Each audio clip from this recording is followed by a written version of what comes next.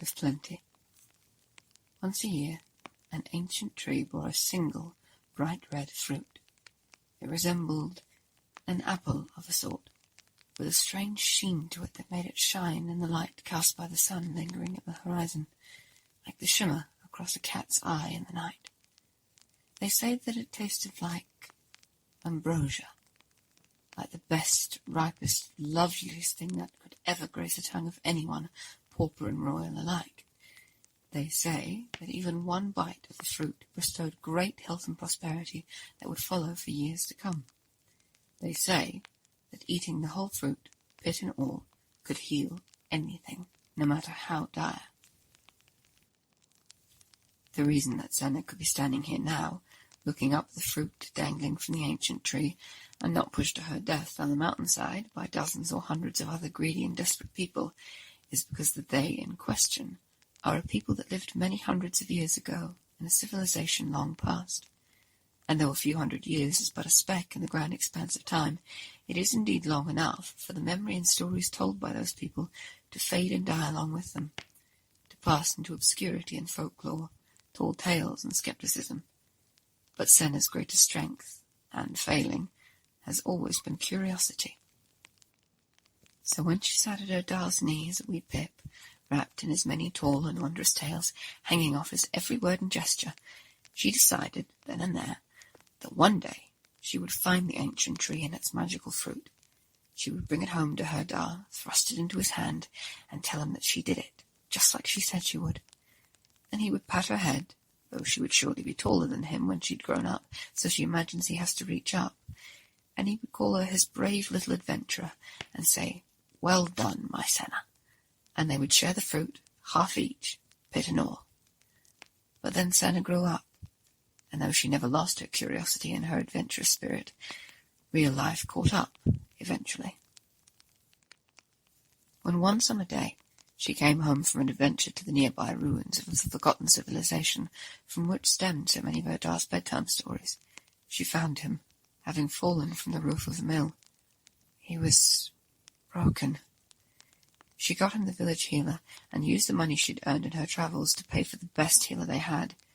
But though he healed on the outside, his back and leg pained him too greatly to continue the running of the mill for long periods of time.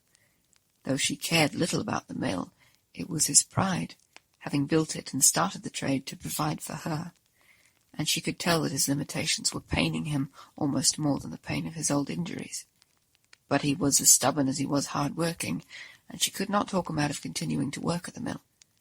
For many seasons she stayed, no longer venturing out, helping in the mill instead. But she was only one person, and it didn't fix the cause of the problem. Truthfully, she feared too that perhaps his insides weren't as healed as they first thought. Day by day, as his bones ground and shifted with every move, he seemed to grow paler and tired more quickly. It scared her. She knew instinctively that even if she paid the kingdom's greatest healer a princely sum, he would still not become as he was before. So one day she decided to compile all the stories she'd heard, all the etchings she'd found, every piece of information she had about the ancient tree, unspecific with details though they were, and set out to try to find it. She knew from the stories that the tree bloomed and bore the fruit only one day each year. As best she could guess, it was on the very last day of autumn, as the sun sets and turns to winter. A dangerous time to travel, to be sure, especially to a mountain, but her Da was worth the risk. She set off for the mountain closest to the ruin of the forgotten civilization, assuming that was a logical assumption to make, given where all the folklore about the tree originated. On her last voyage to the ruin, her digging around had unearthed some pottery or clay tablet shard that seemed to be an image of what could be a grove if one squinted one's eyes. It looked sheltered, like it was in a clearing carved out of a plateau in the sheer side of the mountain, the far side. Knowing what she would have to traverse, Senna went to the village smithy and requested that he make her 2 pickaxes, but smaller and one-handed, with a hooked notch at the tip to dig and hook into the ground and rock, to climb with. He was so enthused by the challenge of making something new that he gave them to her for half his usual pricing, thanking her for giving him the experience of making something new. The cobbler's son, she knew, was looking for something to do that wasn't shoemaking, as he wasn't all that interested in carrying on his father's legacy, much to his disappointment. But he was supportive all the same, so when Senna arrived at their shop and asked to speak to his son about watching the mill and her da for her while she was away, he called for his son, encouraging him to do what would make him happy. The cobbler's son was only too happy to help, and excited to try milling, to see if he'd like it. So Senna packed and was off. Over hill and dale, forest and glen she travelled, catching game and foraging to make her long-term provisions last for her trip up the mountain, stopping at every village to buy more tallow, oats, wheat, and nuts to make more cram for the difficult journey, for now was still the comfortable part. Eventually she arrived at the ruin of the forgotten civilization that came before. From where she stood, she could see nothing like the images pictured in the carvings or described in the story, so she breathed deep, hoped it was on the far side of the mountain, and started walking. She allowed for 3 weeks for scaling the mountain, but arrived at a summit with 3 days to spare before the final day of autumn. As she caught her breath, the sight of a grove of trees, inexplicably growing like a very small and healthy forest on the side of a mountain, greeted her tired but joyful eyes. Tears welled. She had found it. There, right in the centre of the grove of trees, all painted in fire tones of red, orange, and yellow, stood one great ancient tree, from which grew an outstretched branch that contained one snow-white blossom. The blossom would bloom and bear a single bright red fruit for exactly 1 day. The final 3 days camped in the grove seemed to pass simultaneously glacially slow and also extremely quickly. Each night she roasted some salted pork over the fire, after washing as much of the salt off as possible and basting it with a concoction of herbs and honey. And each night, as she set aside the slivers of washed pork to dry for a bit while she mixed the herbs and honey, a piece or two seemed to just disappear into the dark. After the first night, when she saw what looked like a small, fluffy ear pop out from behind a tree trunk near her camp, she smiled to herself, pushing some of the meat closer to the edge of the light, but not looking at it. Sure enough, when she turned back, it was gone. She figured anything hardy and brave enough to live up here deserved a little meat for their trouble, happy to share with her mysterious and cheeky little companion. The entirety of the 3rd day, Senna watched with bated breath, waiting for the blossom to bloom and the fruit to grow. Right as the sun started to dip and the golden hour was upon her, it bloomed. Like watching the entirety of the life of a fruiting plant at 100 times the speed, a gleaming red fruit grew to hang on the branch before her. Senna's eyes pricked with tears, and she reached up, hands trembling, and hit a barrier that her eyes could not see. She blinked, shocked, as she could not move her hand to grab the fruit despite seeing nothing in her way. Then she heard a voice clearing its throat above her. Above her? She looked up, and there on the branch that bore the fruit sat, well, a cat. I'm sure it was a lovely cat, long, sleek black fur, bright golden eyes, large, cutely tufted ears, and an overlong tail, but all the same, just a cat. But then it opened its mouth and spoke. "Well, that's awfully rude," it sniffed. Senna blinked, suddenly embarrassed, though she couldn't say why. I'm sorry, is this your fruit?" The cat blinked one eye at a time before answering. "Of course it is. The whole tree is. Do you see many talking cats, then?" it drawled. Senna didn't know whether to be amused or annoyed at its sarcasm when she was so desperate. But, well, it was a cat. What could she expect, really? Still, she was polite. "Well, I apologize for trying to take without asking. May I please have this fruit?" He sniffed imperiously, chin raised. "I suppose that was possibly polite for a human. Very well, then." She reached forward, and still her hand hit an invisible barrier. She frowned and looked at the cat questioningly. He licked his paw and groomed his face nonchalantly, saying, "Well, I'm the guardian of the tree, aren't I? You can't just have the fruit for nothing. You have to pass my test." Obviously went unsaid, but it was implied. She grit her teeth before breathing deeply, unable to refrain from commenting, "None of the stories or carvings mention a guardian." She felt like he was raising an eyebrow in silent judgment, though he lacked the facial muscles to actually do it properly. "It is forbidden to tell anyone in any way about the guardian of the tree." Again the dim-witted human was implied. "All right. What is your test, guardian of the ancient tree?" He sat straight, no longer feigning disinterest, his eyes gleaming gold, reminding her of the faint golden sheen across the fruit.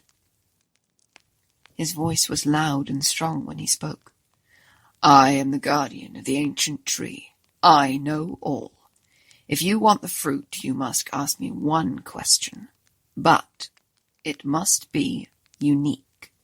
It cannot be a question I have ever been asked before. Decide."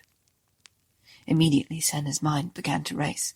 If he really did know everything and wasn't just being an arrogant cat, she could ask about anything. Her mother, the ancient civilization, what exactly was wrong with her father. But this tree, and presumably its guardian, have been around since the forgotten civilization was new, which means many people will have been here and had to ask a question to try and pass the test. There'll be very few, if any, that haven't already been asked. Senna thought and thought about the tree, the civilization, the guardian, the fruit, the sorts of people who would travel to find it. "I have a question," she said confidently. The cat raised its head, tail flicking and bored, and said, "Go on, then. Surprise me." And surprise him she did when she said, "What is your name?" The cat's tail froze, and his eyes opened wide from their bored squint. There was a long pause before he said, almost whispering, "You pass. You may have the fruit." Senna very much wanted the fruit, but she was also curious. So as she grabbed it off the branch with a satisfying snap as it came loose, she said, "But what is your name, though? You didn't answer me." The cat raised its chin arrogantly and imperiously announced, "I am Anfas Endelian, guardian of the ancient tree." There was a long pause. "Can I call you Deli?" The cat sputtered about how undignified it was and how much history and culture was behind his name, but she just stared while he blustered, and eventually he sighed and agreed begrudgingly. When he saw her reach out to put the fruit in her bag, he looked confused. "What are you doing?" "You have to eat it now. The magic of the fruit only lasts for the one day it blooms." Senna felt her heart sink to her feet like a lead weight, whispering, "What?" Deli frowned. "One day. The fruit withers and dies after that. It prevents being given to anyone unworthy to make the journey here and earn it themselves." Senna sank to her knees, sorrow making her body too heavy to stand. Deli put a worried paw on her knee, silently asking why she was upset. She explained that she'd travelled to acquire the fruit for her Da, for its healing properties, how she believed his body too broken to fix without it, how it was slowly killing him, all the while tears dripped down her cheeks. Deli tapped her knee with his paw in a strange kind of comfort, like a pat-pat motion. It was comic coming from a small talking cat. She laughed through her tears, resisting the urge to grab the soft-looking guardian and cuddle him. He looked soft and cuddly, but she didn't think he'd find it very dignified. As she packed up her cap, heart heavy, Deli watched her from his perch on the branch as she laid the fruit on a stone at the base of the tree and watched it wither as the sun rose on the first day of winter, unable to bring herself to eat it if she could not give it to her father. As she turned to leave, she looked over her shoulder and saw Deli watching her from his branch. She thought about the small fluffy black ears she saw from the creature thieving her meat, how he awkwardly tried to comfort her and begrudgingly let her shorten his long and dignified name into something shorter and cuter. Perhaps she was just feeling it herself, but to her he looked lonely. She smiled at him and said, "Want to come home with me? Meet my Da?" He immediately jumped down, but meandered over slowly, drawling, "Well, if you insist." As they travelled home, she shared her meats with him, and in return he caught small game for her to roast. She wasn't sure if it was because he was magical or just because he was a cat, but he seemed to exude a warmth that chased the beginning of the winter chill away at night, where he lay very close, but not touching her. In short, it was pleasant, and they worked well together. She enjoyed his company, though sadness lay heavy in her heart when she thought about her Da. Eventually, just before it got truly too cold to travel, they arrived home. Senna greeted and sent the cobbler's son home for the day, after a time of listening to his excited rambling about milling. It seemed he'd found his calling. Senna went into her Da's room and found him sitting up in bed, reading, pale but happy-looking. He looked up at her entrance and all but shouted, "Senna, my brave little adventurer is home, and oh, you've brought a companion with you." Before she could tell him not to, he leaned down, wincing, and scooped up Deli, depositing one on his lap and scratching under his chin. Deli immediately melted into a puddle of content and purring cat, and muttered, "I like you. I'm keeping you." Before Da could react to a talking cat, Deli's fur seemed to shimmer the same sheer golden sheen as the fruit, and her Da's back straightened like it hadn't been able to do since his accident, his pallor no longer worryingly pale, but flush-full with life and vigour. Wonder suffused his face as he whispered, "No pain. There's nothing. I feel wonderful." Da jumped out of bed like a spry young man, doing a jig just because he could, bending and stretching, jumping up and down, crying all the while. He pulled Senna into a spin before he buried his face in her hair and sobbed, "Well done, my Senna." An irritated meow interrupted their embrace, and they both looked down to see a displeased Deli, grumpy at his cuddles and scratches being interrupted. Da laughed and scooped him up into his arms, scratching in all the hard-to-reach spots. Deli purred smugly. They were his people now, finders keepers. Da smiled wide at Senna. "Say, sweetheart, how would you feel about leaving the cobbler's boy to run the mill for a time and going on an adventure together? Just the three of us?" Senna laughed through happy tears and said, "Sounds magical, Da."